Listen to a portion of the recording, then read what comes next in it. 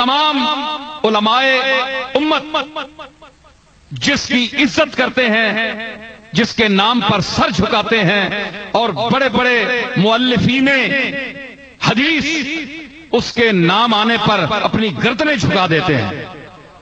جناب حضرت امام احمد ابن حنبل رضی اللہ تعالی عنہ آج بھی سعودی عرب کا جو مسلک ہے، مذہب ہے، وہ حنبلی ہے، حنابلہ۔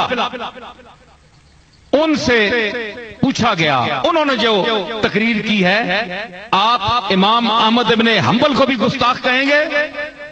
آئیے امام حنبل کو میں سامنے لاتا ہوں، انہوں نے اس سے بھی بڑی گستاخی کی ہے۔ میں نے تو کچھ کہا ہی نہیں، ان سے بڑی گستاخی کی ہے، اور آپ مجھے لکھ کر دیں گے کہ امام احمد ابن حنبل گستاخ ہے، پھر میں آپ کی اس تحریر کو علماء امت کے سامنے پیش کروں گا۔ یہ آپ آئیں گے تو آپ کے علم دائرہ بڑا، بھی مطالعہ بہت کم ہے، آپ آئیں، آپ نہیں بتا سکتے کہ انہوں نے کیا لکھا۔ میں اس مجمع میں وہ تفصیل نہیں بتانا چاہتا، میں اشارہ دینا چاہتا ہوں کہ ایک کتاب حضرت امام احمد ابن حنبل کے سامنے پیش کی گئی۔ آپ کو پتہ ہونا چاہیے کہ امام حنبل وہ شخصیت ہے کہ جو 6 لاکھ حدیثوں کے حافظ تھے، 2 لاکھ موضوع حدیثیں ان کو یاد تھی، جعلی حدیثیں جو لوگ بنا لیتے تھے، وہ بھی امام احمد بن حنبل نے یاد کی تاکہ پتہ چلے کہ یہ جعلی حدیث ہے یا اصلی ہے۔ اتنے بلا کا، حافظے کا آدمی، اور جس کا مقلد پیران پیر حضرت غوث پاک عبد القادر جیلانی بھی اس کا مقلد ہے۔ ان کے سامنے ایک کتاب پیش کی گئی جس میں بنو امیہ کے لیے بڑے اچھے الفاظ حدیث کے نقل کیے گئے، کچھ دعائیں کی گئیں، کچھ ان کے لیے فضائل بیان کیے گئے۔ تو ان کے صاحبزادے عبداللہ نے جب ان کے سامنے یہ کتاب المروانیہ اس کا نام تھا، وہ پیش کی، تو انہوں نے اپنی گردن مبارک، حضرت امام احمد بن حنبل کی اس وقت 80-82 سال کی عمر تھی، تو لکھ کر ان کے گھٹنے جو ہیں وہ سر کے اوپر ہو گئے تھے۔ پھر جو وہ خلق قرآن کے سلسلے میں جو عذاب جھیلتے رہے، بادشاہ ایک وقت کے ساتھ ٹکر لی، تو انہوں نے کہا کہ عبداللہ نے کہا کہ بابا یہ کتاب دیکھیں، ان میں بڑی ان کی تعریف ہے بنو امیہ کی۔ تو انہوں نے کہا کہ یہ جاہز ایک بدصورت انسان جو مکے میں تھا، جو بنو امیہ کا ہم اثر تھا، اور وہ بدترین، جس طرح یوسف خوبصورت ترین انسان اللہ نے پیدا کیا، تو کتابوں نے جاہز کے لیے لکھا جیم الف ہائے ہتی اور زوئے، جاہز۔ تو بدترین صورت والا ایسا بدصورت انسان کسی نے نہیں دیکھا، اتنا بدصورت تھا وہ۔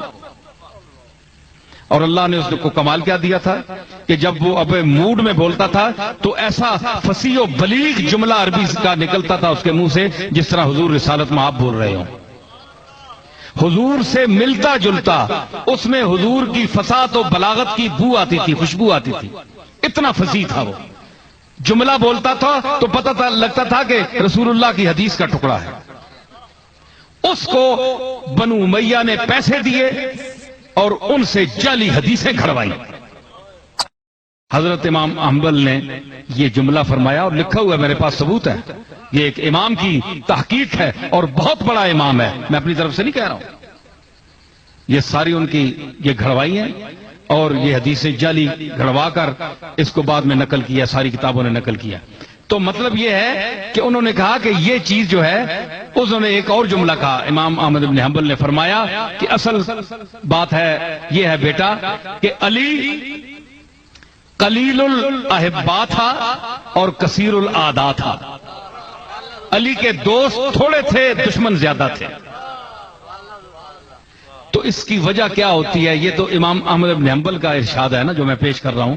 اس کی وجہ میں نے کیا سمجھی، اس لیے کہ دوست ہوتے ہیں ان کے زیادہ جن کے جو کھلائیں، جن کا دسترخوان وسیع ہو، جو جن کے پاس آنا جانا وسائل اور دنیاوی مفادات زیادہ ہوں، لوگ ان کے پاس ٹوٹ کر جاتے ہیں کہ کھانا کھا لیں گے، پیٹ بھر لیں گے، کوئی کام ہوا تو کسی سے کرا لیں گے، اثر رسوخ والا آدمی ہے، مال ماڑیوں والا ہے، ان کے دوست زیادہ ہوتے ہیں۔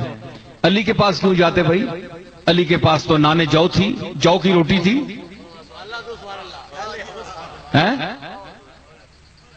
علی کے پاس جو کی روٹی، اور ان کے دسترخوان پر اگر جو کی روٹی بھی رکھی ہو تو سائل آواز دے تو وَيُطْعِمُونَ الطَّعَامَ عَلَىٰ حُبِّهِ مِسْكِينًا وَيَتِيمًا وَأَسِيرًا کے حوالے سے وہ یتیموں اور مسکینوں کو سامنے سے اٹھا کر روٹی دے دیتے ہیں، خود بھوکے رہتے ہیں ان کو دیتے ہیں۔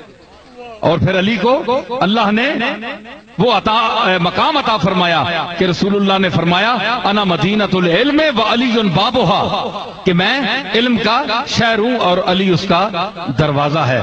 تو علی کو دروازہ فرمایا۔